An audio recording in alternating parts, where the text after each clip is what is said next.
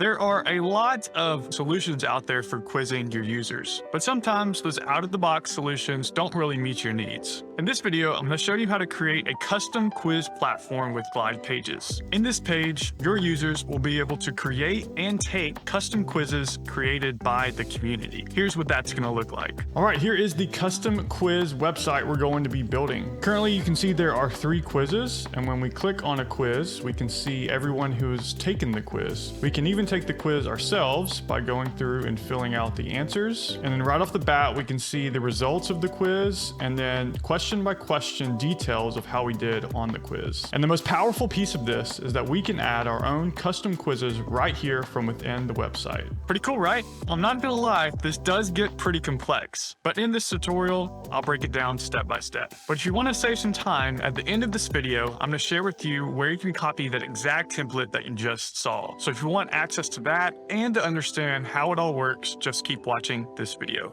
Let's get started. I don't know how ambitious this is to get us started for an hour, but we'll see how it goes. I wanted to do a little checklist just to keep me on track. We want users to be able to create a quiz, and we'll have adding a quiz as a separate item. We need to be able to take a quiz as a user, see our results, and then before we take a quiz, there's going to be a little fancy thing that we have to do in Glide. We have to create a temporary table for our dropdowns. I think that should be enough to get us started. We'll start off with a brand new Glide project. We'll just call this our quiz template. We'll do Glide page, and we'll start from a blank template. We're going to use Glide tables for this. Always start from data. So what are we going to be doing from a data perspective? So we have a users table. We'll keep that because we are going to have users interacting with the app. And the next thing that's going to be core to our app is a quiz table. So this is where all of the quizzes are going to be. We'll call that one quizzes. We'll also need a table later for quiz responses. So this is when people take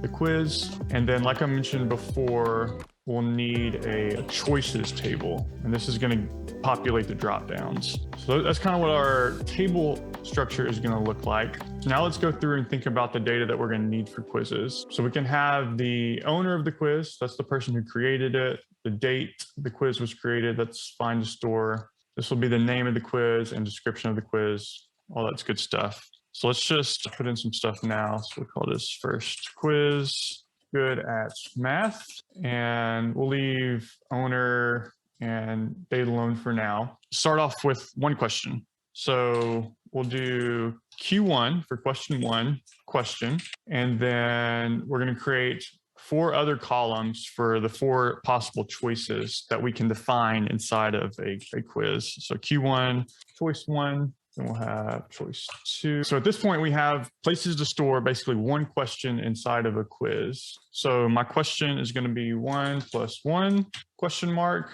And let's go ahead and put in parentheses here. The way this is going to be set up is that the first choice is always going to be the correct answer. And then we're going to shuffle the choices when we present the quiz to the user.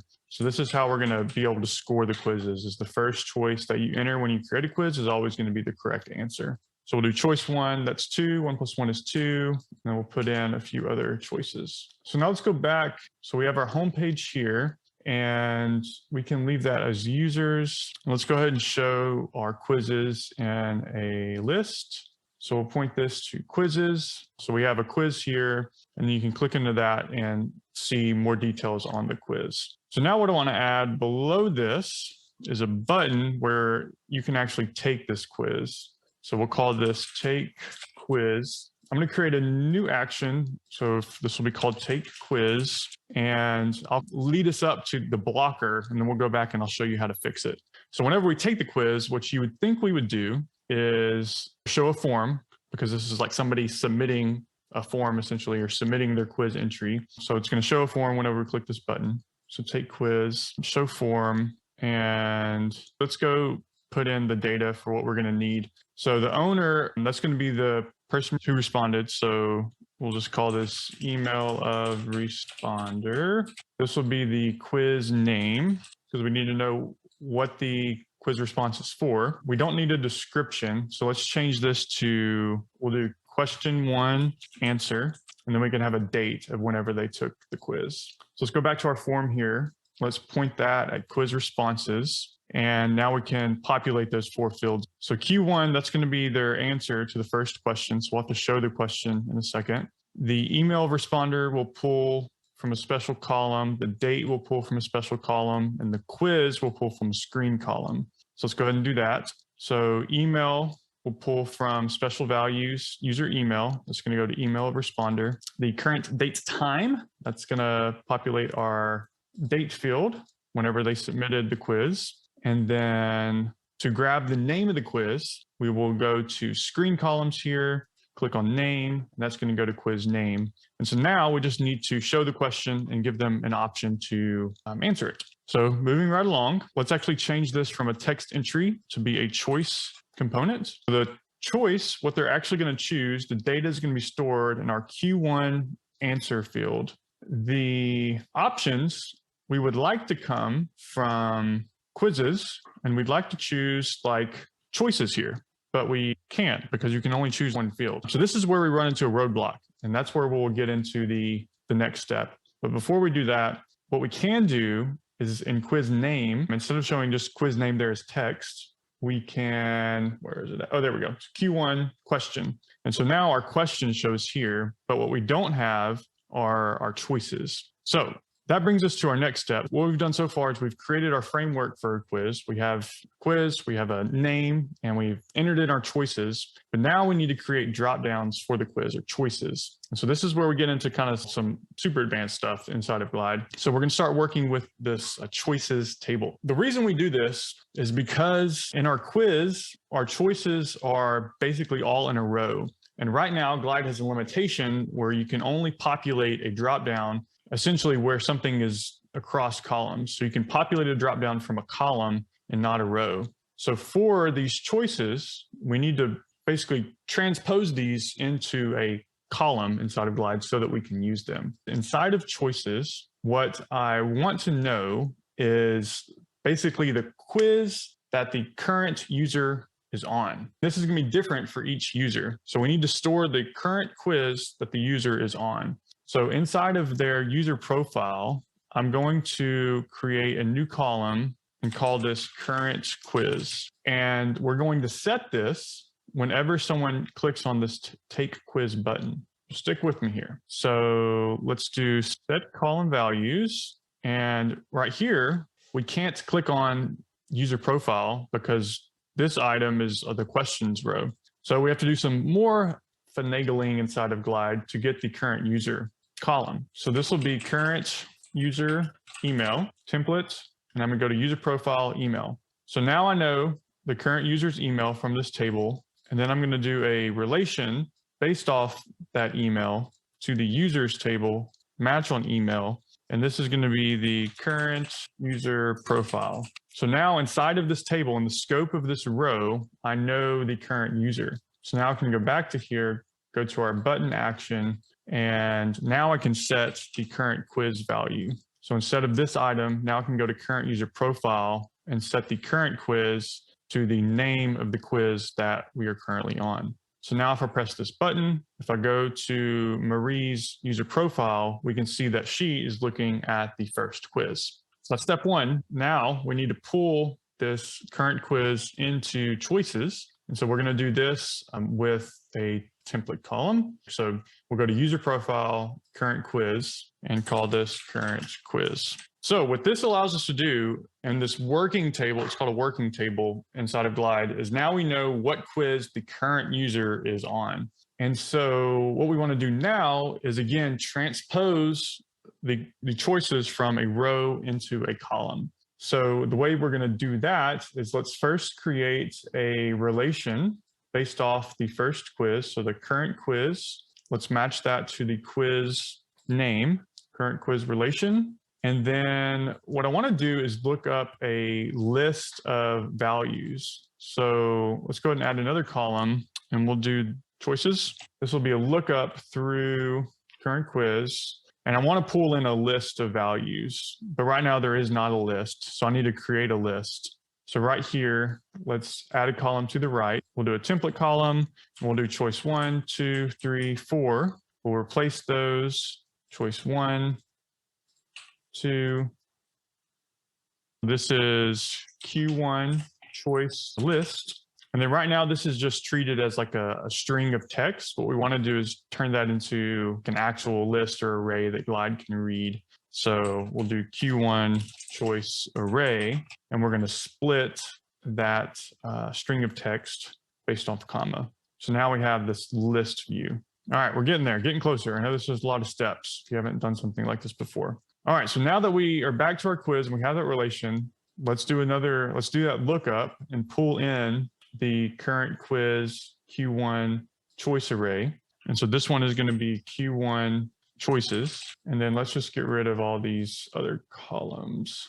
Cool. So let's call this choice number, and we'll do 1, 2, 3, 4. And we're almost to where we wanted to be. We have this Q1 choices. And so now we want to create a column that will get the first one, get the second one, get the third one, get the fourth choice. And we can do that through the single value. So from start, we get the choice number, and then we don't want to go all the way to the choices table. We want to get it from this table, which would be Q1 choices. Now we have a problem here because one row is missing, and that's because we're pulling in the wrong ID of the array. So now we do 0, 1, 2, 3, because in this case, lists start from 0. And now we can do Q1 choices. And now if we were to point our quiz, go back to our quiz, take the quiz, and here we can point the options, the choices, to our choices table and pull in Q1 choices. And let's change that to that. And now we're able to select from a list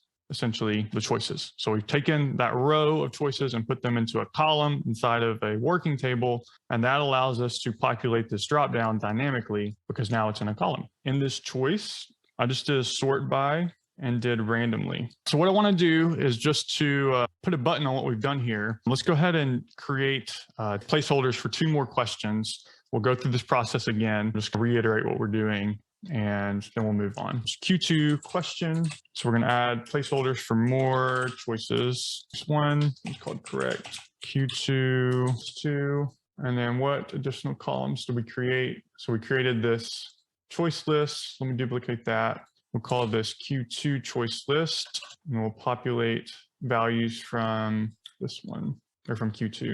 And then we also need this choice array, so I'll duplicate that and split values from Q2 choice list. Move those over to the end. And then we'll do one more kind of placeholder for question 3. So Q3 question. All right, so 2 times 2 is 4, 3, 2, 1.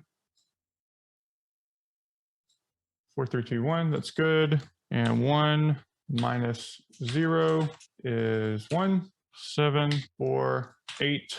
All right, so those all look good. And so now let's bring in our choices dropdowns again. So now we need to extend this to be able to work with multiple questions now that we have multiple questions in this quiz. So add a column to the right for Q2 choices. Then we do a lookup to our current quiz and grab question 2 choices, Q3 choice array. Now we have all of our choices. Now we need to split them out into individual values based off the choice number. So we'll duplicate Q2. This one will be Q2 choices, and then duplicate again, Q3 choices. All right, take quiz. Now what we can do, now we've built all this infrastructure in there, is we can duplicate this. And then for our second question, we can pull our Q2 choices. We need to add, we're going to need to add placeholders for our Q2 answer and our Q3 answer. Go back. Okay, so Q2, we store this in our Q2 answer. We pull in our Q2 question. So now we have 2 times 2.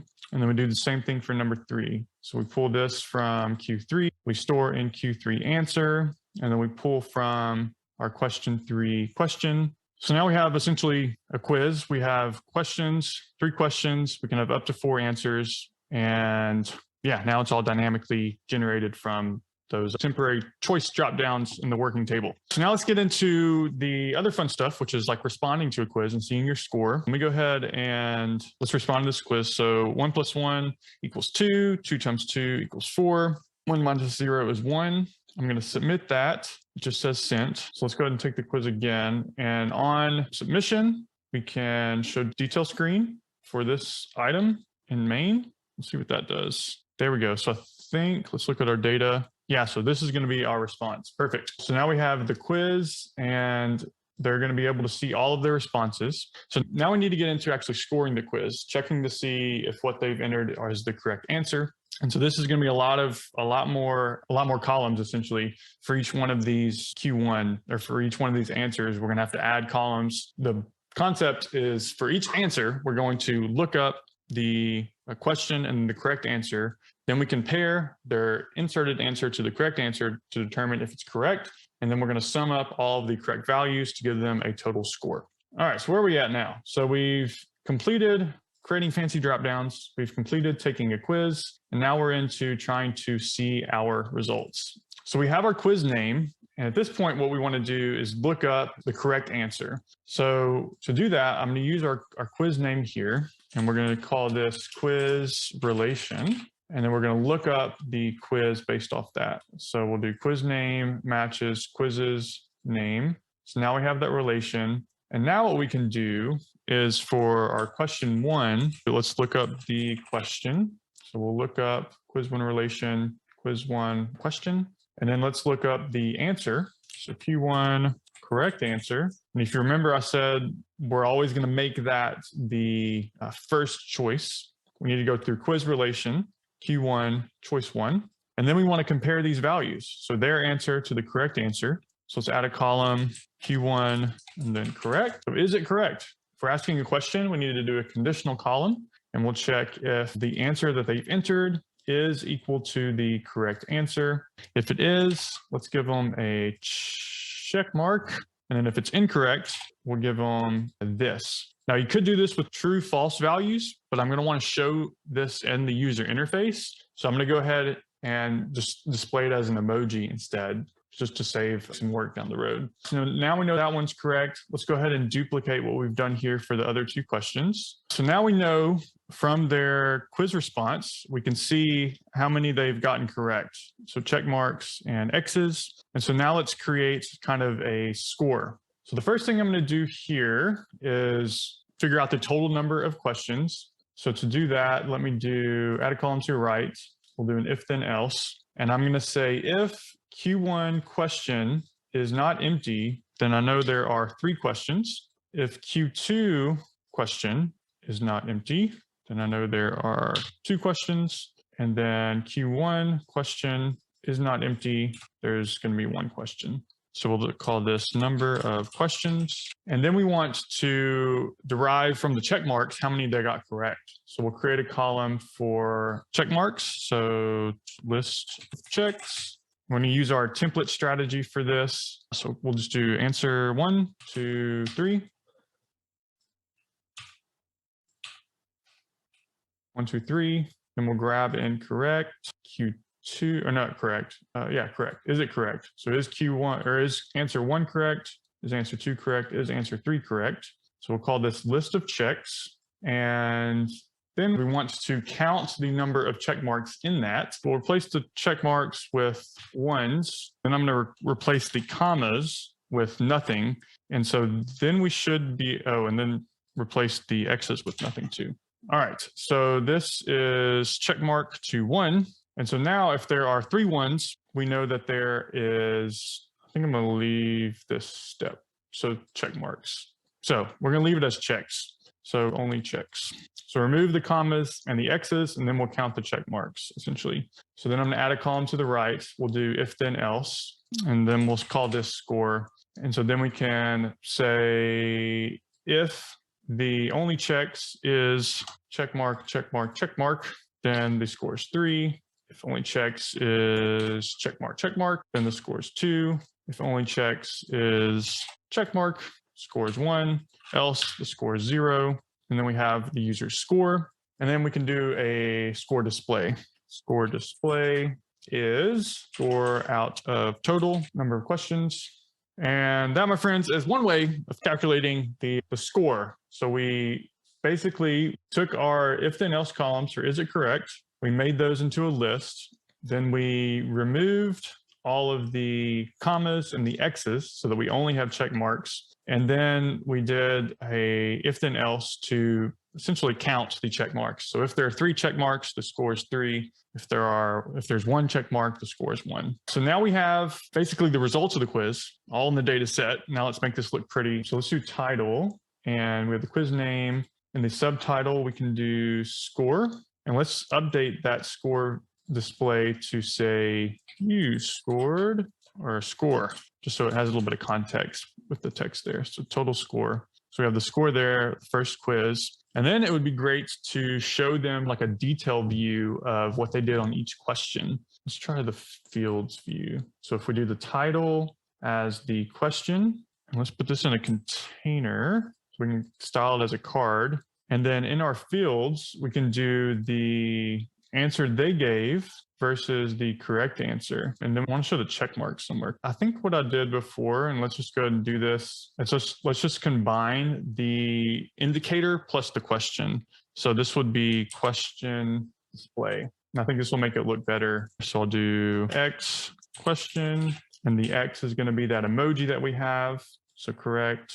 And then question Q1. So this allows us to display the emoji with the question. So let me go ahead and do that for the other 2 as well. Perfect. And then what that allows us to do is right here, we can just show the question display, and they can get right there a nice big indicator of if they got it correct or not. And so now we can just duplicate this. Actually, let's duplicate the whole container so they can see for each quiz and pull the data from the different questions. So Q2 would pull from question display, answer, Q2, correct answer. And then Q3, question display, Q3 answer, Q3 correct answer. Now, what we have here, which is great, is we have the quiz name, we have their score, and then we have this detailed view of how they did on each one of the questions. Boom sauce. So let's round this off. We'll bring this to a close. I'm not going to do every little thing, but let's just do like the basic things. So I'll pull in a collection and do a quiz response, and then let's filter on the quiz name. So quiz name is the quiz name of the screen. So on the screen, the same quiz name. And then for the details, for now, let's just show like the score display description. Let's just show email, and we'll leave that as that. What this allows you to do is now they can click on these and see the score results. And let's just add in email here as well. Naturally, we'll want this to be like their names, but I'm not going to get into that right now. All right, so there we can see quiz responses. Let's rename this to responses. Maybe I throw in the date here. Cool. And then the last thing, the big promise of this whole tutorial is being able to, like, users being able to create their own quiz. That's the whole purpose of setting all of this up. So let's round off this with implementing that. So I'm going to add in a form button here to essentially create a brand new quiz. So in our title bar action, let's call it add. Let's do show form screen. So whenever they click on add, we're going to show form screen, large overlay. So that does that. We click on add. And then here we want to add in the form. So we can give the form a name. That's going to be required. A description, we'll call that required. Owner, we're going to pull that from the current user. So whoever's creating the quiz, pull that in there. User email special value, we'll grab the owner. And then the date created, again, we'll do that also with the special value of current date and time. That's going to pull that in. And then we have the 3 questions. So question 1 will show because it is required that you have a question. So let's pretty this up and add in some rich text above here. And we'll call this question 1. And then let's bold that a little bit. Cool. And then for this question, let's clear out the Q1. So we have the question here, and for each question, we're going to require that they give at least 2 options, but the other 2 choices are not going to be required. So let's clear out Q1 for each of these. Cool. Let's finish this off. Okay. So quiz test. Is this a question? Yes. No. 2 + 2 equals 4. True or false? 1 times 0 equals 0, 1. So let's go ahead and test this quiz that we just created. Quiz test, take quiz. Is this a question? No. 2 plus 2 equals 4. That's true. 1 times 0 equals 0. Submit. This looks right. Quiz test. Score 2 out of 3. Is this a question? Boom. We did it. So I definitely want to polish this up a little bit, but that's all the basic principles of how to build something like this. Thanks so much for sticking around to the end of this video. I know if you followed along, you learned some pretty cool stuff. As promised, I wanted to give you access to my community quizzes template. All you have to do to get your copy of that and start updating it and customizing it all for yourself is follow the link down in the description. Once you click that link, just follow the instructions on the page and it will copy that template into your Glide account. So the quizzes we created in this template were pretty simple. You saw they were just question by question on the page. But what if we want to create some more custom quizzes that have multiple steps in them? In this video right here, I'll show you how to create a multi-step form or application right inside of Glide. The tutorial is very similar to this one, so if you liked this, you'll probably like that one too. And if you're looking to level up your quizzes, I would definitely check out that video. Thanks so much for watching this video and happy coding.